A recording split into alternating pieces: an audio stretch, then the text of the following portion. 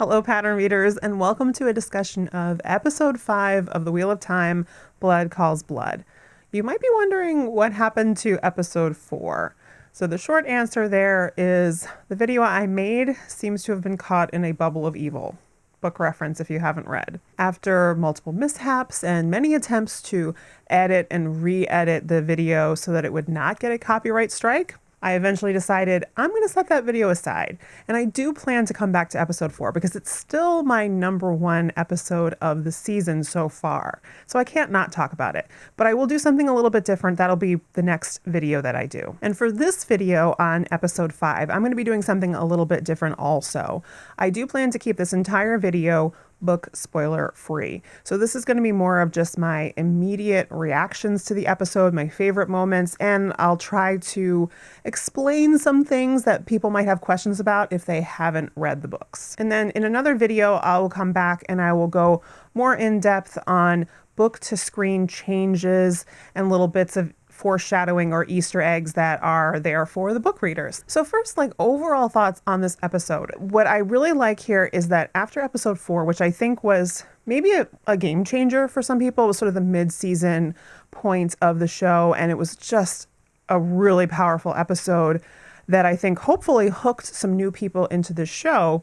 It was great in this episode to kind of slow down the pace of what's happening a little bit and give us more time to really sit with these characters and see their interactions. And so I hope and think that a lot of people who are new to this series are going to love this episode. And I, as a book reader, also really enjoyed that. I did find at the end of the episode, I was like, oh my God, it's over already. It really went by fast, even with that slower pace of the events of the episode. A couple things I really liked about the cold open. What we've seen so far is that they seem to be using those cold opens to do some flashbacks, bring us, some pieces of the story that are a little bit out of sync with the main storyline. And because they decided to do this time jump of 1 month later, that made sense. And what was lovely also about this cold open scene is that there's almost no words in it at all. The only speaking line is Moraine's when she says, "May the last embrace of the mother welcome you home." And that is something that is pulled from the books. It's something that people say at funerals or when someone has died. But what's lovely is you feel all these emotions just through the way the actors are performing. The look shared between Moraine and Lan, and of course, everything written on Stepin's face. In the next scene, we get on the screen this words 1 month later. So there's this decision to basically jump ahead 1 month in time so that we can have our characters arriving in Tar Valon. And this is a decision that I didn't anticipate them doing, but it does, I think, really work in an adaptation because it solved some of the issues I was having with how to get these characters as far as they get within a reasonable time frame. And it does cut out the need for showing a lot of travel to make that seem a little bit more realistic. And so you don't have characters just sort of bouncing around the continent. As Lan and Moraine are approaching the city, I did love this little moment where Moraine is talking about how the saddle, the cloak, Lan beside her is home to her. And that just kind of shows you how long these two have been out and on the road. We're to understand, I believe, that they have been traveling basically for 20 years looking for the Dragon Reborn. So they haven't been back in Tar Valon, much in that time. It's a different world that they're going back into now. As Rand and Mat approach Tar Valon from a different direction, we'll see some nods to the passage of time. They both seem to have acquired some cloaks they didn't have before, and their hair has gotten longer. But if we really want to look at the passage of time, we're really seeing a change in Mat of this past month on the road. And he's saying he's tired, he hasn't had a warm bed, but it's pretty clear there's more going on here. When even in just this little moment where he speaks harshly to a little boy, from everything we've seen of Mat up until now, he has shown nothing but pure kindness to children. And we've seen that bring out the softness in him, and we're just not seeing that here. And obviously Rand knows that something is not right, but Mat isn't really talking about it. Rand also notices this huge mountain in the distance, which seems to be volcanic, and oddly he seems to think he has seen it before. So that's an interesting little detail there. I also love that as they're actually getting into the city, you can tell they have never been in a place like this before. Just the size and scope of this city, the diversity of all the people and cultures that are around them. It's probably pretty awe-inducing to these two, and you can kind of get that in Rand's exclamation, blood and bloody ashes, which is the first time we've heard that little book expression on screen too. I feel like there are tons of little details to notice in this crowd scene, which I'm not going to get into in this video. I don't want to spoil anybody here, but even if you're not a book reader, if you are watching closely in these scenes, there is a character that you can spot in the crowd who we've seen before, and you wouldn't necessarily expect to see here. So I'm not going to say who that is because I don't want to spoil that experience for anyone. But if that's something you care to do, you can look around and perhaps you'll notice someone. And then Rand and Matt in their room at the inn. This was a really gut punch of a scene because you can see Matt asking, as we can tell he has done repeatedly, to be assured that it was not him who killed the little girl and the Grinwell family. And Rand is sort of going through this script with him that it seems that he's had to do many times of assuring him that both he and Tom saw it was a fade, it was not Matt. But Matt clearly doesn't have strong memories of that moment, and he just seems to remember the horror of the aftermath, and he needs that reassurance. So, oof, wow. I really felt for Matt there. Zoe Robbins as Nynaeve continues to just really blow me away with her performance in this scene as she's arriving in the tower with Lan and Moiraine. She's just nailing this character. Absolutely perfect. But what I did like that I wasn't expecting is this scene that we get between Moiraine and Nynaeve, where Moiraine is talking about the first experience of touching the One Power and how she can relate to Nynaeve and how she felt in that moment. So it's described really eloquently. It's something that perhaps these two characters can find some common ground on, which they have not found so far. And I also feel like you really feel on Nynaeve's face as Moiraine is talking to her about how she isn't going to be the same. She isn't going to be able to go back and just be the wisdom of the Two Rivers again. So you can really read so much on her face as she's taking that in, because I think she knows that herself as well, but that is a painful thing for her. What I liked in this scene as Egwene and Perrin are approaching Tar Valon with the Tuatha on, you can see, again, in the passage of time, I think you can get the sense that this month that they've spent with the traveling people has done both Perrin and Egwene some good. They both seem to have a little bit more happiness, and that there is a friendship that has developed with Aram. Then it all just goes right downhill so quickly. So in general, I feel like a lot of the characters, almost all of the characters in the show have like layers and nuance to them. So anybody that you even get the sense is like, you know, maybe not that likable, maybe not the best person, there's still like different layers to them. The exception to that is Eamon Valda. So the White Cloaks in general, but really it's Eamon Valda specifically, where it's just like every time you see him, it's just like this visceral reaction of like, oh, I hate this guy. And just watching the White Cloaks' treatment of the Tuatha on, oh, that is just, it's awful to watch that. But shout out to the Tuatha on for standing up in the way that they did, right? They follow the way of the leaf. They know that they have limited ways to fight back, but we see the ways that they try to stand up to this authority, that there is great bravery among these people. So that I think that's important, that we're being shown that following the way of the leaf is not from a lack of bravery. In fact, there's a great deal here, both in the way everyone links arms to try and stop the White Cloaks and the way that Aram sneaks off with Perrin and Egwene to try to help them escape, because it's pretty clear that they're the ones that have drawn the White Cloaks' attention. Then we get my most anticipated meeting, Loial, son of Arrant, son of Halan. I love him so much. This was a character that I had really been anticipating. It's our first non-human character in this world that is not Shadowspawn, not evil. And that is so important. So we are introduced to a character who is an Ogier, not an ogre, an Ogier. Totally different. And that's nice that they threw that little line in there that Rand calls him an ogre and Loial corrects him, because I think that's something that with general audiences being familiar with the term ogre might be expecting that they're going for here. And it's a completely different creation and race of people. So we're just starting to get an idea here through Loial of what the Ogier are.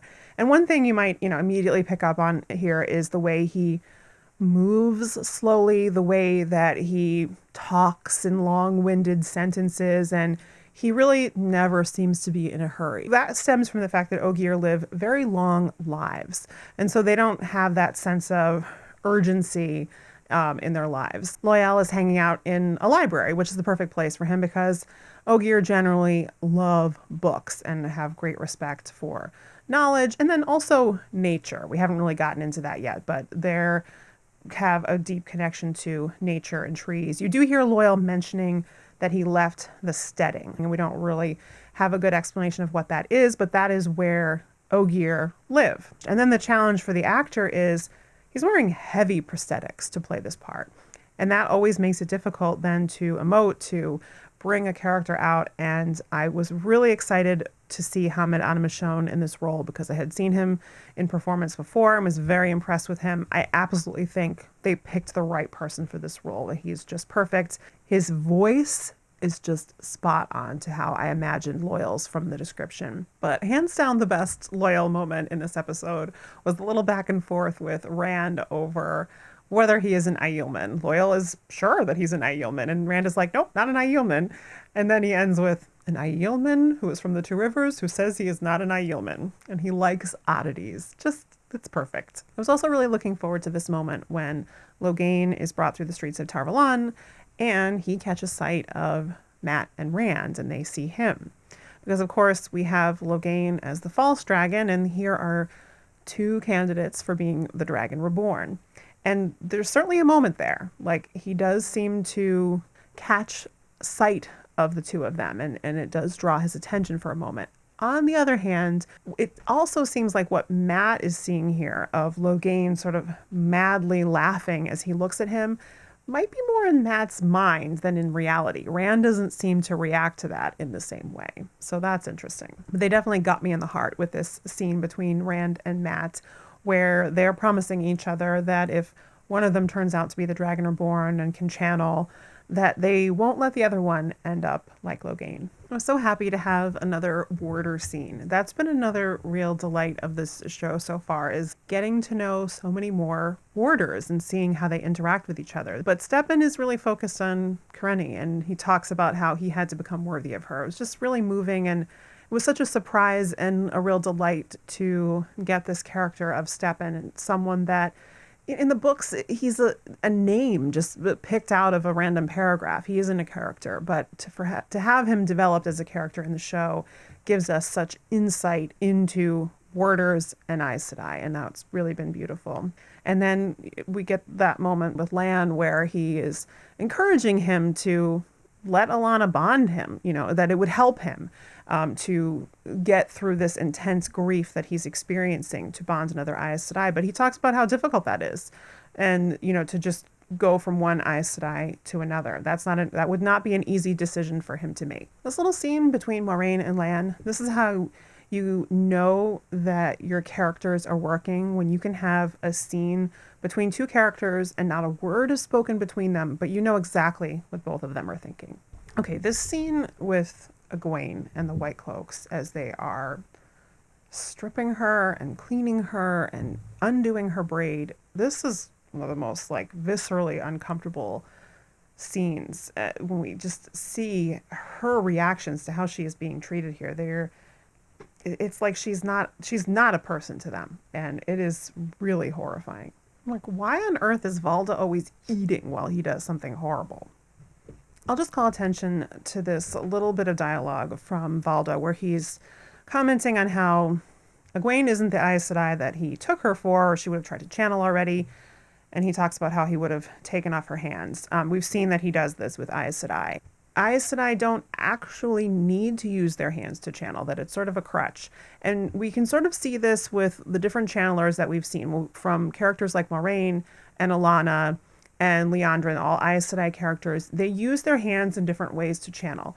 These are not essential to the channeling process, but it is something that women have developed as part of learning how to channel, and it then becomes integral. That's the way they know how to do it. Whereas you look at a character like Logain, taught himself to channel essentially. He does not use hand movements in the same way. And we also saw in the scene where Nynaeve channeled that burst of healing, she was not using any hand motions. This was just pure instinct on her part as it was on Logain's part. So just a little detail that's worth noting for people who are new to this and watching about how channeling works. And we also get this insight into the way Valda's mind works. Like, first of all, just the simple fact that he has crossed paths with Perrin and Egwene twice now, to him that must mean something, because he sees his purpose on Earth as rooting out and killing dark friends, and he puts women who can channel and anyone who would work closely with a woman who can channel into that category by definition.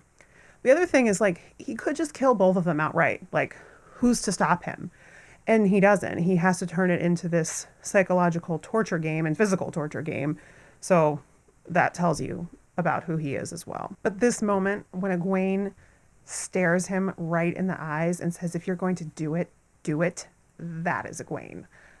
Whew, I loved her in this episode. And then it's our first look at Perrin Golden Eyes as Valda starts to cut him, and he is experiencing that pain and fear for Egwene. I think that seeing Perrin and Egwene are both terrified for each other.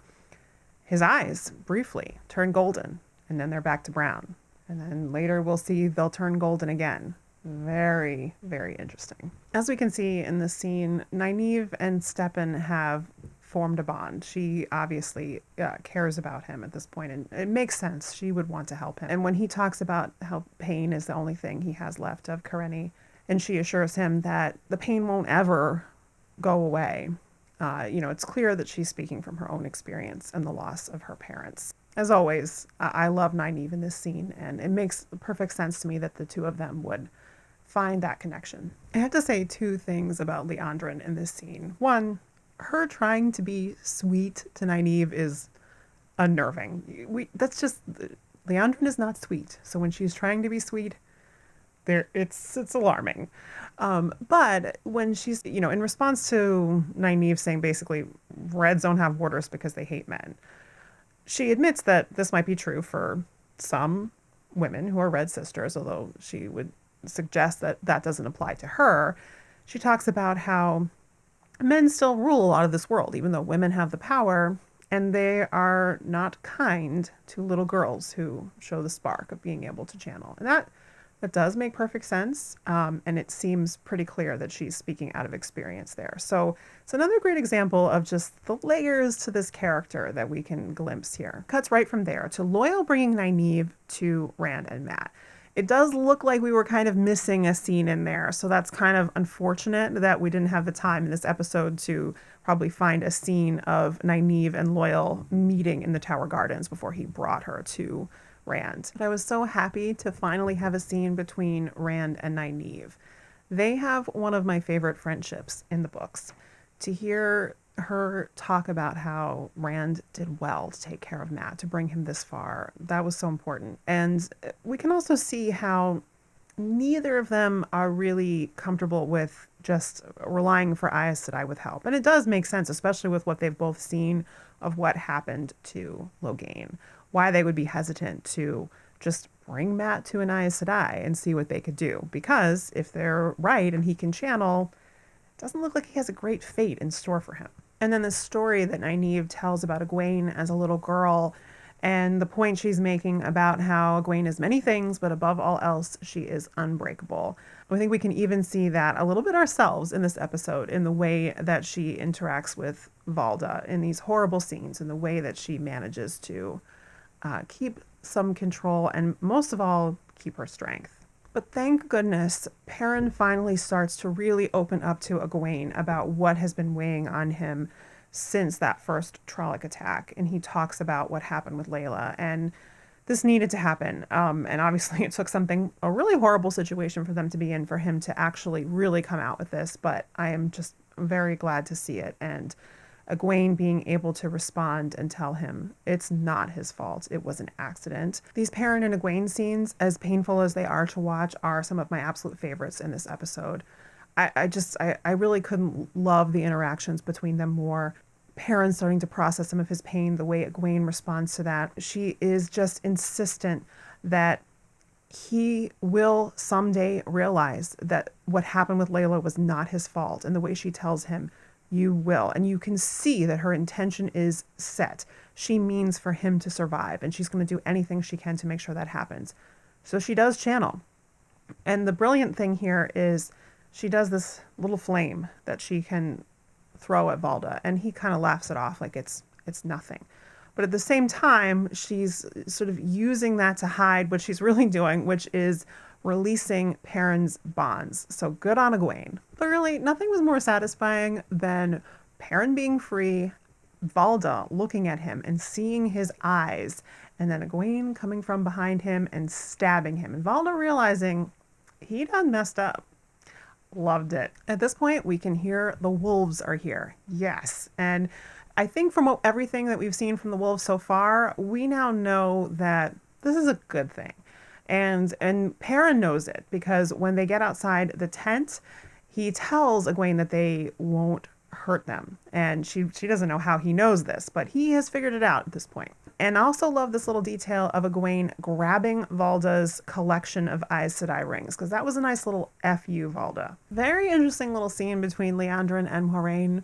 Leandren at first kind of subtly gloating about the fact that she might have convinced Nynaeve to escape Moiraine's clutches for the moment. But this could not have been more surprising. Leandren touching Moiraine's hair and face in a very sensual way. This is something that's really been added, so I honestly can't really say exactly where they're going with this, but it was pretty clear that there's a familiarity there that perhaps implies that there was a perhaps physically intimate relationship between them at some point.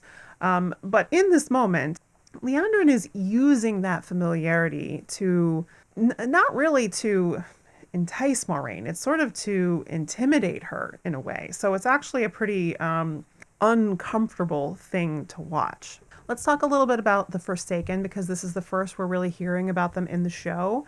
Stepin has these sort of, well, they kind of look like idols, except for he's not worshiping them. This is apparently a ritual to sort of ward them off. And we can see 8 figures.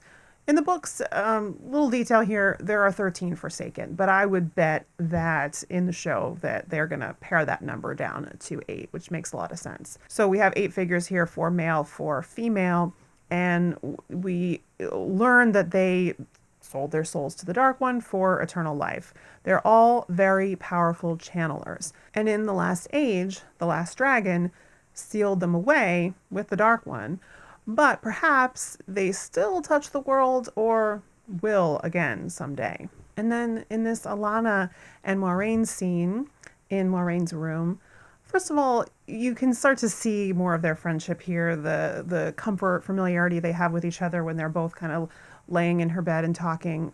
Alanna assuring Moiraine, because it's pretty clear that Moiraine is worried about Lan. After seeing what happened with Henney and what Stepin is going through, we understand why.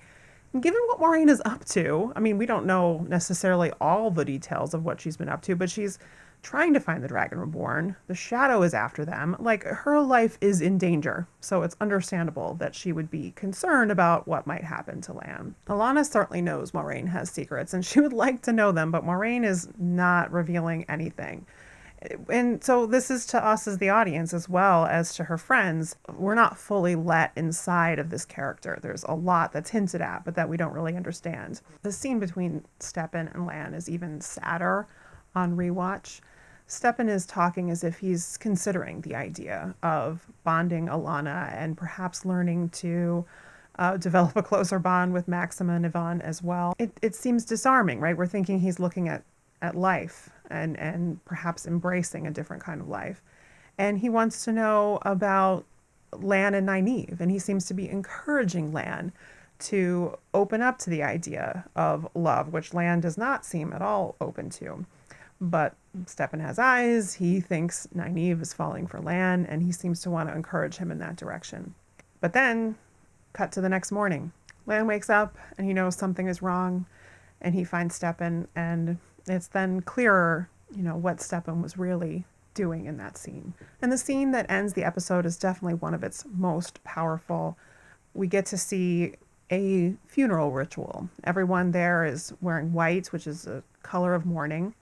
And Lan is taking on this role of the one to let out grief, relieve people of their grief. So he has this key role to play. It's because of his closeness with Stepin, laying his hand on him, and everyone's beating their chest, and Lan is letting out this truly painful burst of emotion. He's now in this role here of taking on this grief of everyone and letting it out and releasing it. It's highlighting what we can see happening through the bond between Lan and Moiraine, because she obviously feels his pain. And we should also notice that Nynaeve seems to feel his pain just as much, even though they are not bonded in the way that Moiraine and Lan are. Give Daniel Henney all the awards here because his performance was really beautiful. And that's what I'm loving the most about this show, is the way the characters are being developed and the way the actors are performing them. So I would love to hear all of your thoughts on this episode. Let me know in the comments. And until next time, keep your loins girded, my friends.